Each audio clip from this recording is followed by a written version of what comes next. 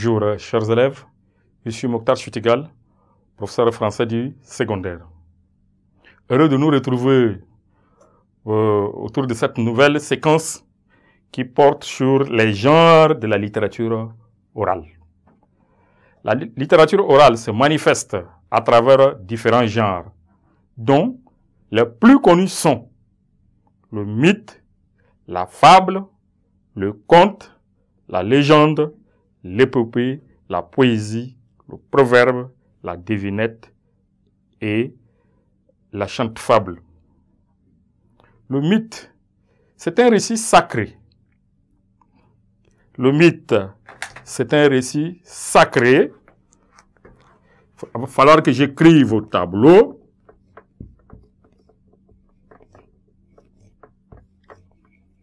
Alors, je disais, le mythe est un récit sacré qui raconte l'origine des choses.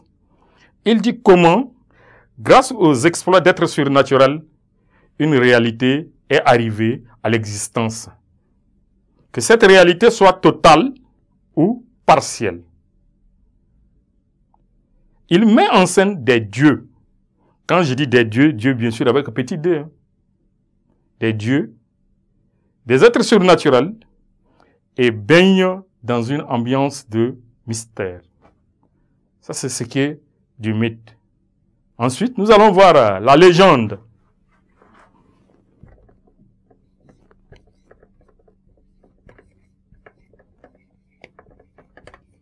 La légende.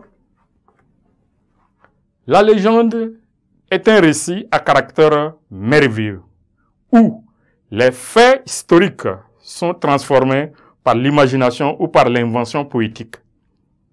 Il met en valeur les exploits d'un ancêtre en vue de susciter le sentiment d'existence à un groupe au sein d'une communauté. C'est ainsi que on parle de Sao.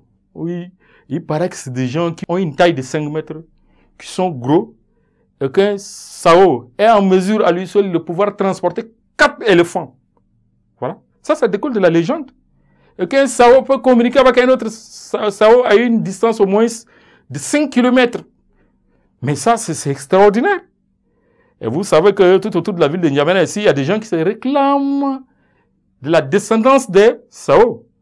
Et lorsqu'à travers la légende, on parle de Sao, là, ceux-là sont contents. Ils ont le sentiment d'appartenir à une communauté, des gens forts. Voilà, c'est ce qui est de la légende. Il y a également l'épopée. L'épopée qui fait partie d'un genre de la littérature orale. L'épopée. L'épopée, c'est un long poème et parfois un récit en prose, de style élevé où le merveilleux se mêle au vrai. C'est ça l'épopée. La légende à l'histoire et dont le but est de célébrer un heureux ou bien un grand fait. Elle est composée à partir d'un récit connu.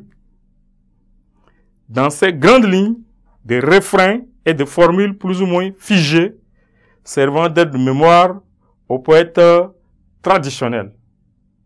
Voilà ce que nous pouvons dire de l'autre trois genres littéraires là. J'ai dit, il y en a plusieurs, mais le plus connu, ou bien on utilise, même à l'écrit, ces genres littéraires là appartiennent d'abord à la littérature orale, et par la suite, ils appartiennent également à la littérature écrite.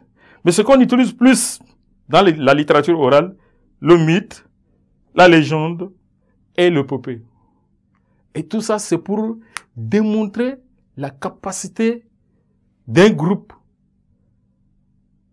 à réaliser des grandes choses.